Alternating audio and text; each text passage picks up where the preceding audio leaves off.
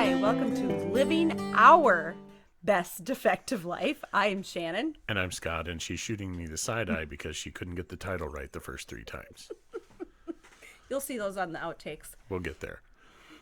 So we are in episode 4? 4? Yes. We left off with us living with your parents, my parents. And we were in the process of, needed to leave. We knew it was not a good situation. So we got what money we had and we went looking house shopping, and we moved further north of the cities. We found a house. We jumped at the first house that was available to us. Yes. And frankly, that house should have not been on the market in the condition it was in that's at all. That's a whole nother story. But we bought a house. It was work to be done on it, definitely. Never buy a house from a contractor, or at least someone who says they're a contractor. That's like buying a car from someone who says they're a mechanic. And so we moved. Scott was working during the day, and he'd come home at night and do stuff that needed to be done on the house. Well, and this is after we made the home purchase. I moved into the home, but it was not ready for occupancy by any stretch.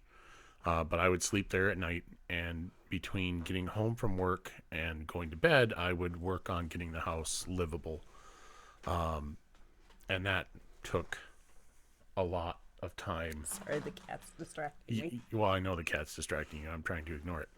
But that took a lot of my time. And so Shannon and I, for a period of about 60 days, maybe. Yeah, it was about 2 months. About 2 months. The only time we saw each other was for a couple of hours over, like Saturday during the day, overnight into Sunday, and of course now the cats are going to fight.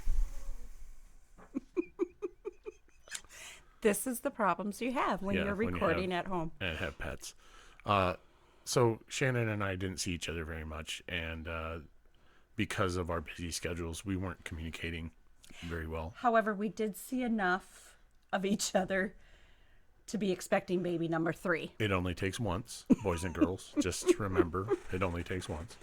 So as we were moving and trying to fix up this house, our youngest decided to make an appearance. We kind of figured we were done after 2. We had our boy, we had our girl, and our youngest ended up being our surprise that we did not know we needed, and he completed our family. Definitely.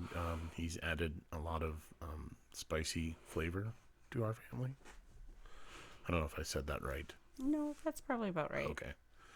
So yeah, that's our youngest, and we're not naming names because we don't know who all is going to see this. So we're protecting in this instance we're protecting the guilty.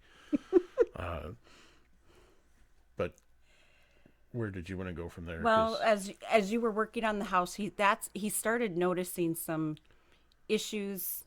Well, yeah, I guess we need to back up a little bit. While we were still living with my parents, I was working another heavy equipment job. I could always find work. That was never a problem. But what we thought was happening was like a really bad case of like athlete's foot. I had a burning feet, burning sensation, tingling sensation. We did every treatment under the sun we could think of for athlete's foot to no avail. None. Nothing. And the doctors, And if I went to see a doctor, when I saw the doctor didn't actually look at me. The doctor looked at me and said, "Well, you're fat. Come back when you're skinny, and then we'll talk." Or said that he was... literally. I'm not paraphrasing. No. That is those literally things that were told to me. Or they would say, "Yep, continue to do the treatments for athlete's foot." He was diagnosed with gout. All kinds of different things, but nothing changed. Some doctors even told you it was kind of in your head. You were just... Yeah, I was making it up, or I was trying to get drugs. And just, I get that there are people that do that, but, if you don't know somebody's medical history or look at anything that they has going on, then why are you saying that?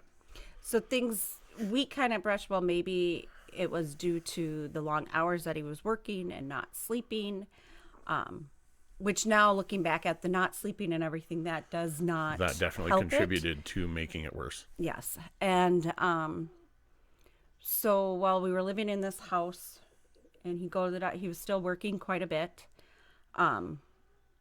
I Well, working and trying to start a business with some friends. So not only was I working, 50 to 60 hours a week full time, then I would leave work, go to another location and work sometimes 5, 6, 7 hours at that location, working on getting a small business up and running, and then go home to then work on the house to where I would get maybe 3 or 4 hours of sleep and then go back, have to be up at 5:30 to drive an hour to be to work by 6:37 so that I could punch in and be on time. So yeah, not sleeping is a killer. Yeah, we due to other circumstances and everything, we were in that house for just a little over 2 years. Yep. And with Scott's working situation changed. And I'm going to say this. This is the one and only job I ever made somebody fire me. I wasn't going to quit. So I became a terrible employee. And, a lot of that was because I was in pain, constant nagging pain. And another part of it was just, I'm not going to quit. I'm going to still be there. And the worst part about me for this was, even though I showed up when I felt like it and worked the hours I felt like working, it still took them a long time to fire me. And it was hard for me because at this time, with him working so much, we did not talk that much. We weren't, we had 3 kids, 4 and under, that I was taking care of. And so I was home with the kids all day don't get me wrong, I loved being with my kids. But as every mom knows, you're with little ones, there's times that you need adult conversation. And there wasn't... She married me. She was never going to get adult conversation, and she just didn't know it yet. Yeah, you're not much of adult. Anyways. Not going to lie. We, so I was involved with parenting groups and I got some interaction that way. But I didn't it takes me a while to make close friends. So I did have one friend, and she was great. And our kids, they had 4 kids, and her 3 youngest kids were the same age as my kids. So that was great. We would do things together. She was also support system for when I needed help. So that was good. But we kind of got to the point where, okay, this is not working living here. We need to find something different. He was let go from his one they let you go though, before they fired you. He was also had a friend that lived further north that had his own business, and he needed help. It was heavy equipment. It was starting to take off. And he wanted me. Yeah. Which was great. It's nice to feel wanted after being at a job where they don't care if you show up. So Scott had been helping him out for 6 months by that time. Yeah, I want to say it was between 3 and 6 months. I'm not and I need to point all this out. I was in a daze. So time is not something I'm really good at keeping track of for like this period of 20 years of my life.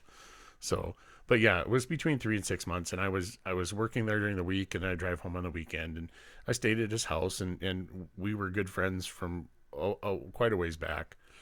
So it was overall, it was a good situation. It got to a point where he could finally hire you. Yep. And so we decided, we packed everything up that we could fit into a trailer and our vehicles, and packed our kids up and moved further north. We rented a house in town for a couple years while he worked there. And in that time, he continued to notice his hands not working as well. Feet, during that time, I'm trying to think if that was Trying to think what. the nail. That hadn't happened yet. Oh, no. No. Nope. That was later. But he finally found a doctor. Well, so what I started noticing was I was having trouble with coordination. I was having trouble with balance, like just at odd moments. It didn't seem to make sense. So I would stumble over things that I shouldn't have stumbled over. Your own 2 feet. Right. And looking back at it, I noticed that it started taking concerted effort to coordinate walking. I really had to think about where I was putting my feet. So all of these little signs should have pointed to something, but nothing did, at least as far as I was concerned. And nobody that I visited as far as a doctor cared enough to ask any deeper than, well, you're fat, do something about that, and then we'll talk. So from there, I did finally find a doctor who could appreciate my situation and asked me some questions. And she said, you have something beyond the normal. And I basically said, well, yeah, I agree, because all of these things that are being thrown at me when I go and read what they are, I don't fit that. That diagnosis doesn't fit my symptoms. But nobody's listening to me. So she sent me to see a neurologist, a specialist, and we did some, I can't think of the name of the test, but basically they hook you up to a PC computer and they measure the latency of your nerves. And he said, do this, they have to torture you, basically. Well, it's extremely painful. Anybody that's had this testing done knows it's extremely painful, but it's necessary. And my specialist told me, I have never seen somebody still walking that has latency as low as yours. He says, I literally am not sure how you're still walking. Now, this was when he first was diagnosed, and this was 15 years ago. So I would have been between 33 and 34 at this point. I'm 48 now. But that's how bad it was. He felt at that time that, given my circumstances and everything else in my medical history, that it would probably not progress much further. It had showed itself, and then it tended to progress at about a 1% per year rate. So he didn't feel by the time that I was, retirement age, my whole hand would even be numb. But there again, you can't know, because you can only know what you can know. And frankly, my insurance wasn't going to pay for the $40,000 of genetic testing that would have needed to be done in order to figure out what markers were what. And at that point, it wouldn't change the way it was treated. The treatments are, for what I have, are very minimal, and they're very broad, cover a lot of things. So, and a lot of it is more of pain meds to help keep.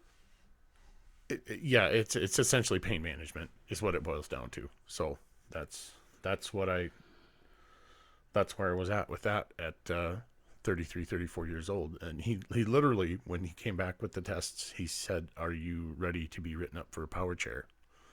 And even sign you up for disability at that point. And I said, I can't. I said, I can't do that. I'm not ready. I said, I have more things I need to do before I'm willing to do that. So I spent the next about almost decade working and fighting against it, hoping that something would change. Unfortunately, because I have that that I'm not going to quit attitude, all I did was drive my physical health and well-being further in a hole. I reduced the amount of disability award that I was good for, because I worked myself to the point where I could only work reduced hours. So that meant that I didn't even get a full wage. Well, and it was hard for me to sit back and watch this man who I love and who's always been so strong and big. I mean, when we got married, he's 6'4", I'm 5'2", so the size difference was there. But he could always, he could lift the car. He, to do things. He lifted heavy equipment, things, doing different stuff. There's lots of stories, most of which are more than a grain of truth. And they sound like feats of superheroes, but they're not. It was just me doing my job.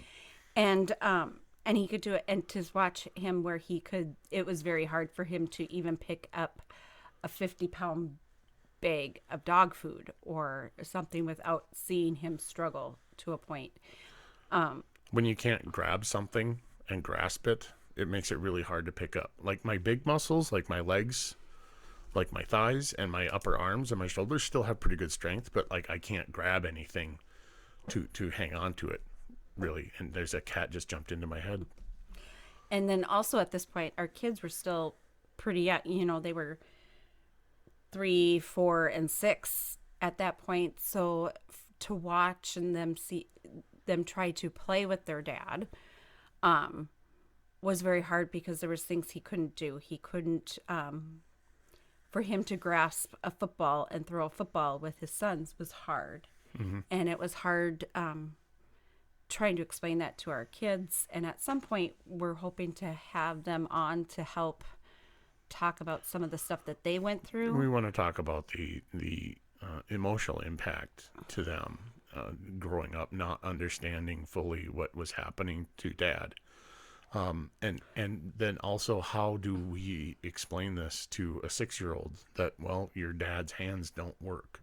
I know they look just fine. They look like normal hands, but they don't work like normal hands. There's times that just touching him will send, and it's weird because his nerves just don't work, and the ones that do work sometimes send crazy messages. So there'd be times that the kids would run up to give him a hug, and that would send his nerves off, and he would scream in pain, or he'd wince. And that was just something that they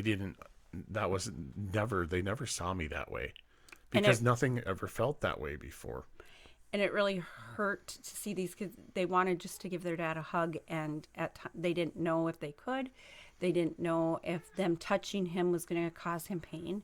It was hard for me because, sometimes just to reach over and, grab my husband's hand, and that could cause him pain, or know that when I go to hold his hand, he does not feel that I am touching him. And that's difficult